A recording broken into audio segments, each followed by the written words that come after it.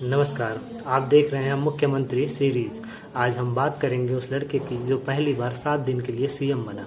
आज हम बात कर रहे हैं उस नेता की जो पहली बार अटल बिहारी वाजपेयी जी की सरकार में 2 बार केंद्रीय मंत्री बना।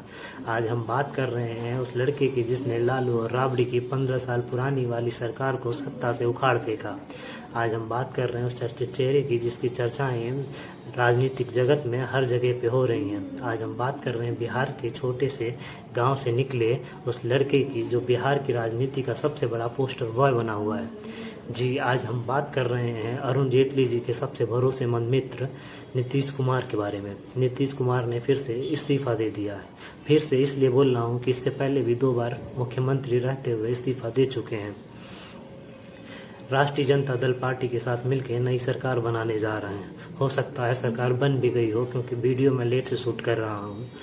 तो मैं क्या बताऊं उनके बारे में। कुछ दिन पहले पटना के सड़कों पे, चाक चौराहों पे, विधानसभा के बाहर एक बैनर वायरल हुआ था जिसपे बड़े अक्षरों में लिखा था नीतीश सबके हैं। हालिया घटनाओं को देखा जाए तो सच में लगता है नीतीश सबके हैं। नीतीश कुमार का व्यक्तित्व ऐसा है कि उनके ऊपर सीधी उंगली तो उनके विरोधी भी नहीं उठाते हैं। चाहे बीजेपी हो, चाहे आरजेडी हो, चाहे वो जनता दल हो, चाहे वो वाम दल हो, चाहे वो कांग्रेस हो, कोई सीधे तौर पर उन पर उंगली नहीं उठाना चाहता है। ऐसे व्यक्तित्व वाले नीतीश कुमार कैसे बने, आइए हम आपको बताते हैं। कैसे राम लखन बाबू के लड़के ने, कैसे सत्येंद्र नारायण सिन्हा के राजनीतिक चेले ने उस वक्त राजनीति की रोटी सेकनी स्टार्ट की जिस वक्त बिहार की राजनीति में लालू प्रसाद यादव, सुशील मोदी, रविशंकर प्रसाद, रामविलास पासवान जैसे नेता बिहार की पॉलिटिक्स के पोस्टर बॉय हुआ करते थे। मगर सबकी किस्मत एक जैसे कहाँ होती है, और खासतौर पे नीतीश कुमार की। 1977 में जहां सुशील मोदी, लालू प्रसाद यादव जैसे नेता जनता पार्टी की लहर में कम उम्र में सांसद और विधायक बन गए, वहीं 1977 में नीतीश कुमार पहली बार चुनाव लड़ रहे हरनौत जिले से, जो कुर्मी बहुल इलाका था, वहां से चुनाव हार जाते हैं। ये हार उनके लिए तीखी थी, क्योंकि उनके पिता पुराने स्वतंत्रता सेनानी, पुराने कांग्रेसी, पेशे से डॉक्टर, और अपने लिए हरनौत सीट से जब टिकट मांगते थे तब कांग्रेस के आला कमान में बैठे नेता उनके विरोधी भोला प्रसाद को टिकट दे देते थे। वही भोला प्रसाद थे जो नीतीश को लगभग 50,000 वोटों से चुनाव हराए थे। नीतीश के लिए यह हार इकलौती हार नहीं थी। इसके बाद 1980 में हुए चुनाव में नीतीश ने अपनी किस्मत फिर से आजमाई, फिर से हरनौत सीट से चुनाव लड़ा, लेकिन फिर नीतीश कुमार हरनौत सीट से चुनाव हार जाते हैं। 2 हार के बाद अब उनको लगा कि अब पिता की राय पे अमल करने का वक्त आ गया है। बिहार इंजीनियरिंग ऑफ कॉलेज से जो बीटेक की डिग्री हासिल की है, उस डिग्री के बिना पे कोई एक अच्छी सी नौकरी हासिल की जाए। नीतीश कुमार के दोस्त उनको समझाते हैं कि नहीं, तुम नीतीश सियासत के लिए बने हो, नीतीश तुम राजनीति के लिए बने हो। तब नीतीश हिम्मत हारना छोड़ देते हैं और पीछे मुड़ के देखना भी छोड़ देते हैं। वक्त बदलता है। 1985 में जब सहानुभूति की लहर थी, इंदिरा गांधी जी की हत्या के बाद चुनाव हो रहा था, कांग्रेस के प्रति सहानुभूति थी, दूसरे पार्टी के बड़े बड़े नेता चुनाव हार रहे थे, तब बिहार में हो रहे विधानसभा चुनाव में नीतीश हरनौत सीट से पहली बार चुनाव जीत के विधानसभा पहुंच चुके थे। तब उनको समझाने वाले उनके दोस्त उनको समझाते थे कि बिहार की राजनीति में टेट्रम्स की बहुत ज़रूरत होती है। बिना टेट्रम्स की कोई बिहार में राजनीति में अपना नाम नहीं बना सकता। तब नीतीश कुमार ने पटना के कॉफी हाउस में मेज पे हाथ मारते हुए बोला था कि मैं सत्ता में आऊँगा, मैं मुख्यमंत्री बनूंगा। मगर इन बातों को किसी ने गंभीरता से नहीं लिया। कुमार ने कॉफी हाउस के मेज पे हाथ पटकते हुए ये कह तो दिया था, बाय हुक्स और कुक्स by any means I get the part. मैं सत्ता में आऊँगा, चाहे उसके लिए कुछ भी करना पड़े। मगर उनके और सत्ता के बीच में एक रोड़ा था, कह लीजिए तो उस टाइम का एक जननायक था जिसका नाम लालू प्रसाद यादव था, जिसे साल्टन्स का मसीहा कहा जाता था, जिसके फोटो वायरल होते थे, जिसके वीडियो वायरल होते थे, क्योंकि एक प्रदेश का मुख्यमंत्री वो अपने सरकारी बंगले को छोड़ के एक वेटनरी कॉलेज के सर्वेंट क्वार्टर में रह रहा था, वहीं से सारे सरकार के फैसले ले रहा था, वहीं से मुख्यमंत्री की वाइफ बर्तन धोती हुई दिखती थी, वहीं मुख्यमंत्री खुद भैंसों को चारा देते हुए दिख रहे थे।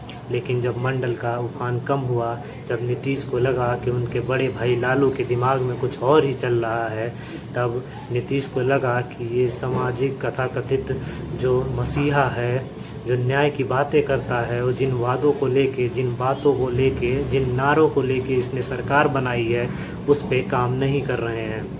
लालू को भी मालूम था कि नीतीश बगावती होते जा रहे हैं। तब आया 1994, जब पटना के गांधी मैदान में एक रैली आयोजित की गई थी जिसका नाम था कुर्मी चेतना रैली। उसमें नीतीश कुमार को वहां बुलाया जाता है, उनके ऊपर दबाव बनाया जाता है कि अभी वक्त है, अभी सही समय है लालू के छत्रछाया से बाहर आने का, इनकलाब का नारा बुलंद करने का। तो नीतीश थोड़ा झिझकते हैं, सोचते हैं, विचार करते हैं, मगर लालू वहाँ पहुँचे प्रशासन को बार बार फ़ोन करके उनसे पूछते हैं कि नीतीश वहाँ आया कि नहीं। लालू सिर्फ ये देखना चाहते थे कि उनके छत्र छाया में जो पनपा हुआ नेता है, क्या वो हमसे बड़ा ओबीसी चेहरा बन पाएगा कि नहीं। नीतीश की झिझक खत्म होती है। नीतीश उस चेतना रैली में पहुंचते हैं और वहां से बैठ के जो भाषण देते हैं उसका असर लालू पे तो बिल्कुल नहीं पड़ता है। थोड़े दिन बाद नीतीश और जॉर्ज फर्नांडिस मिलके जनता दल से अलग होकर एक नई पार्टी बनाते हैं जिसका नाम होता है समता दल।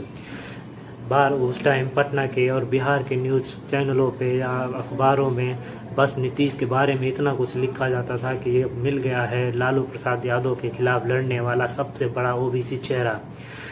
समता दल पहला चुनाव लड़ती है 1995 में, जहां 324 सीटों पे चुनाव होता है, वहीं समता दल को 324 में 7 सीटें मिलती हैं। ये नीतीश के हौसले का टूटने का दिन था। नीतीश को बर्दाश्त नहीं होता है, नीतीश को भरोसा नहीं होता है, मगर तभी जॉर्ज फर्नांडिस के दिमाग में कुछ और ही चल रहा था। तब के एनडीए के साथ कोई गठबंधन करने को राजी नहीं होता था।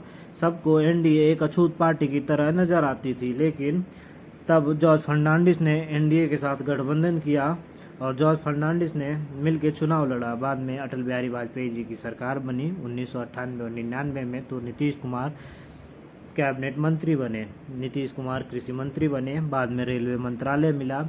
सन 2000 में नीतीश कुमार पहली बार 7 दिन के लिए मुख्यमंत्री बने, लेकिन बिहार विधानसभा में अपने बहुमत को साबित नहीं कर पाए, जिसके लिए बाद में नीतीश कुमार को इस्तीफा देना पड़ा। मगर सन आता है 2004, जब बिहार में चुनाव होता है, रिजल्ट आता है, लेकिन किसी भी पार्टी को स्पष्ट बहुमत नहीं मिलता है, जनादेश खंडित होता है। तब रामविलास पासवान अपने पुराने सहयोगियों से कहते हैं कि अगर मुस्लिम चेहरे के लिए आप लोग राजी हों तो मैं समर्थन दूंगा, लेकिन न नीतीश मानते हैं न लालू। 2005 में किस्मत बदल जाती है, एनडीए को पूर्ण बहुमत मिलती है।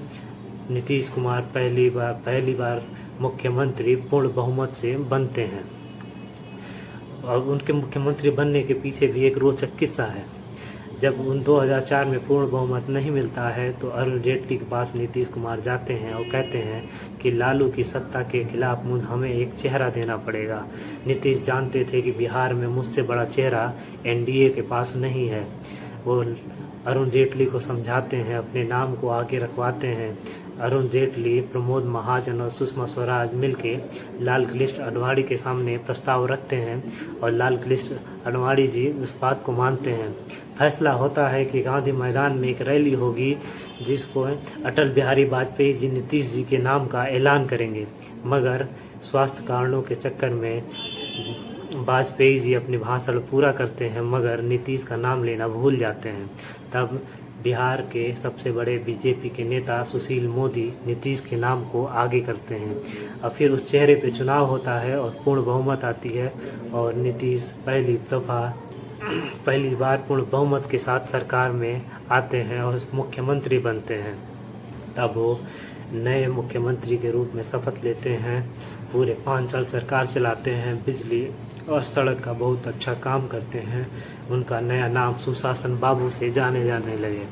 थोड़े दिन बाद 2010 में फिर से चुनाव होता है और नीतीश और एनडीए को फिर से बहुमत मिलता है। 2019 में एक लुधियाना में एक रैली होती है जिसमें गुजरात के मुख्यमंत्री नरेंद्र मोदी और बिहार के मुख्यमंत्री नीतीश कुमार को बुलाया जाता है। वहाँ प्रकाश सिंह बादल और लाल कृष्ण अडवाणी दोनों लोग मौजूद थे। वहाँ नरेंद्र मोदी उठते हैं और नीतीश कुमार के हाथ को पकड़ के हवा में उठाते हैं। पत्रकार बाद में नीतीश कुमार से पूछते हैं तो नीतीश बताते हैं कि हमें पता ही नहीं चला पीछे से कौन आया, अब मेरा हाथ हिलाने लगा। वहीं से नरेंद्र मोदी और नीतीश कुमार की लड़ाई की स्टार्टिंग थी। वक्त आते आते जैसे जैसे नरेंद्र मोदी दिल्ली की राजनीति में सक्रियता दिखाने लगे, सबको लगने लगा कि अगले प्रधानमंत्री फेस नरेंद्र मोदी होंगे, तो ये नीतीश को बिल्कुल अच्छा नहीं लगा। धीरे धीरे वो समय आया 2013 जब गोवा के अधिवेशन में नरेंद्र मोदी के नाम का ऐलान होता है, तब नीतीश कुमार ने धीरे धीरे एनडीए से अपने आप को अलग करना स्टार्ट कर दिया। वक्त आता है 2014, अकेले दम पे जेडीयू चुनाव लड़ती है लोकसभा की, और लोकसभा में सीटें आती हैं जेडीयू की 2। इसकी हार की जिम्मेदारी लेते हुए नीतीश कुमार इस्तीफा देते हैं और जीतन राम मांझी सीएम बनते हैं। थोड़े दिन बाद फिर से सीएम पद के लिए शपथ लेके नीतीश कुमार की वापसी होती है।